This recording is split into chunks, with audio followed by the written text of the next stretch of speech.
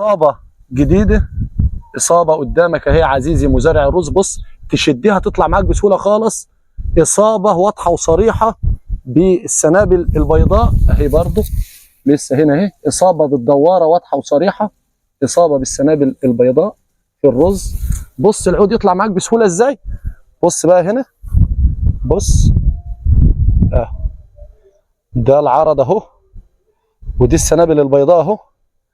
يعني عايز اقول مفيش ارض رز معايا او مع غيري، مفيش ارض رز، مفيش صنف رز الا وفي الاصابه بالسنابل البيضاء. لكن بتتفاوت الاصابه. اللي مخلي باله من زرعه مثلا ارض ايه، لف لي كده هات لي كده مثلا هنا، دي مثلا اهي ارض فدان ونص ما فيهاش الا عودين بظروفها. واحنا لما لفينا خدنا لفه كامله لقينا العودين دول اهم. فده يعني بسم الله ما شاء الله هو كده مراعي ومخلي باله من زرعه. لا، في ناس عندها الاصابه 15 و20 و30، وفي اراضي فيها اصابه 50%.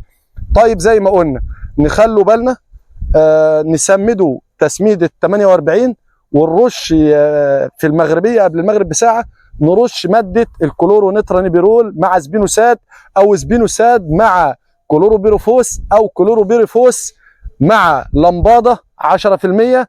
ومعاهم كلهم هتحط منع انسلاخ وماده لازقه ونشره، عشان لازم ماده لازقه عشان المبيد لما يمشي كده ما يقعش منك، يبقى انت تضمن ان المبيد لزق.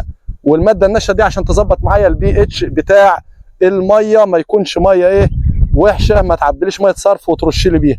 ان شاء الله تكون الامور بخير، وان شاء الله ننجحوا ان احنا نقاوموا الافه الخطيره دي اللي هي الدواره ثاقبات الارز، وربنا يسترها علينا وان شاء الله تكون خير. ونحط حبه الكريز فوق التورتايه اللي احنا شغالين عليها من اول السنه، وما يجيش حد يحط لنا شويه تراب على التورتايه اللي تعبنا فيها. بالتوفيق.